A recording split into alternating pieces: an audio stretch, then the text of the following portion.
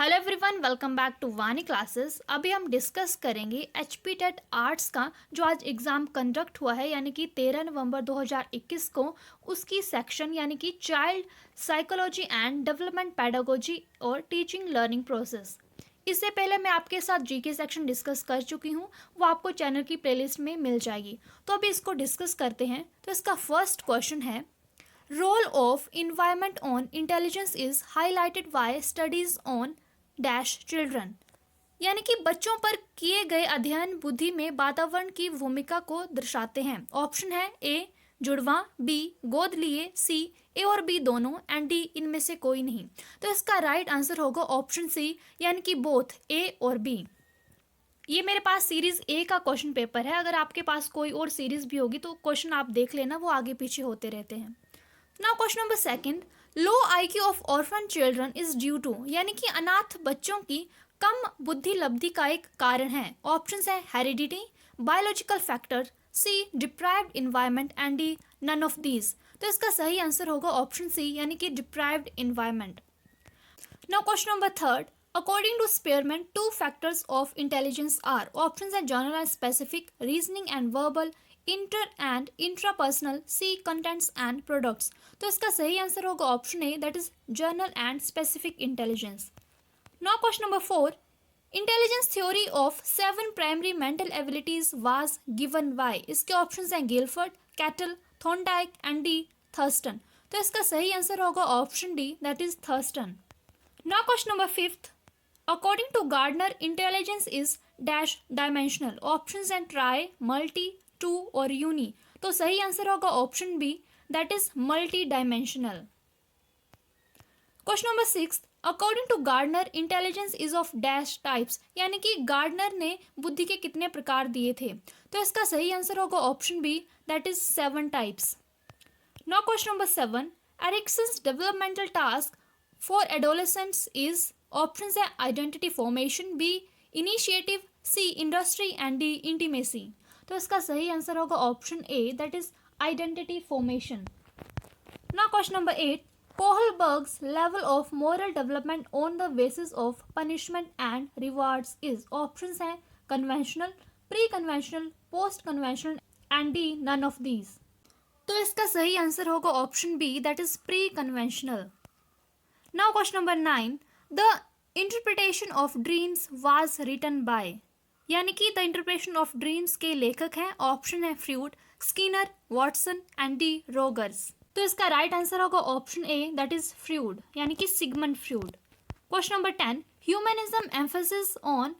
Options है unconscious, B environment, C self, and D id. तो इसका सही आंसर होगा option C, that is self. Now question number 11, information processing as basis of explanation of behaviour is in, यानी कि व्यवहार की व्याख्या में सूचना प्रक्रमण को आधार बनाया गया है। ऑप्शंस हैं cognitivism, B behaviourism, C humanism, and D psycho analysis.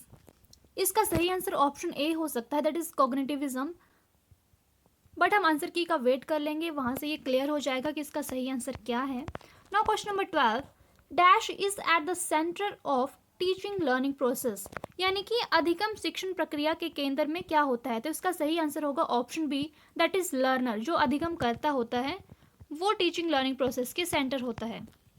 Now question number 13, according to psychoanalysis behaviour originates from. Options हैं unconscious tendencies, B environment, C learning, and D self.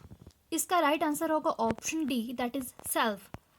Now question number 14, master gland directing development process is. तो इसका सही answer होगा option A, that is pituitary gland. Question number 15, in Pavlov's study on classical conditioning, the sound of the bell is। options हैं conditioned response, conditioned stimulus, unconditioned stimulus, and D none of these। तो इसका सही answer होगा option B, that is conditioned stimulus. जो bell थी वो condition stimulus थी। Now question number 16, to think about one's own thinking is. इसका सही आंसर होगा option D, that is none of these. Now question number 17, identity formation is done during. तो इसका सही आंसर होगा option D, that is adolescence. Now question number 18, during pre conventional level morality is on the basis of. सही answer होगा option B, that is punishment and reward. Now question number 19, 16 PF personality inventory was given Y, इसका सही answer होगा option D, that is kettle. Now question number 20, relatively permanent and learned evaluation in favourable और unfavourable way is, इसका सही answer होगा option C, that is learning. Now question number 21, conditions which either increase और decrease attractiveness of goal are, तो इसका सही answer होगा option C, motive. Question number 22, relatively permanent changes in behaviour is, तो इसका सही आंसर होगा option A, that is learning. No question number 23, probability to do well in a specific area due to training is, इसका मुझे सही answer लग रहा है D, that is none of this. अगर कोई और इसका सही आंसर आपको लग रहा है तो आप मुझे कमेंट कर दीजिए, फिर हम उसको डिस्कस कर लेंगे। Now question 24, first level of needs in Maslow's theory are, यानी कि मैस्लो सिद्धांत में प्रथम स्तर की आवश्यकताएं हैं, तो इसका सही आंसर होगा option C, that is biological. Now question number 25, use of negative reinforcer by the teacher will dash the probability of correct pronunciation by the student, तो इसका सही आंसर होगा option B, that is increase. Now question number 26, intelligence is aggregate or global capacity of the individual to act purposefully, to think rationally and to deal effectively with the environment, who statement is this, तो इसका सही answer होगा option A, that is Wechsler. Now question number 27, intelligence involve in understanding behaviour of others is, इसके option है intrapersonal, spatial, verbal and interpersonal, तो इसका सही answer होगा option D, that is interpersonal.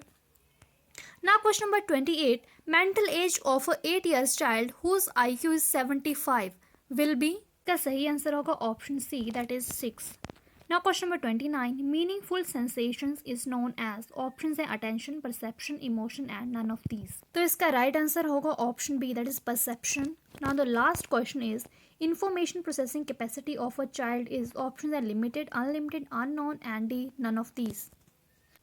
इसका मुझे सही आंसर लग रहा है option B, that is unlimited, but अगर आपको इसका कोई और आंसर सही लग रहा है तो आप कमेंट कर दीजिए, और फिर जब आंसर की आएगी तब तो ये श्योर हो ही जाएगा कि इसका सही आंसर क्या है।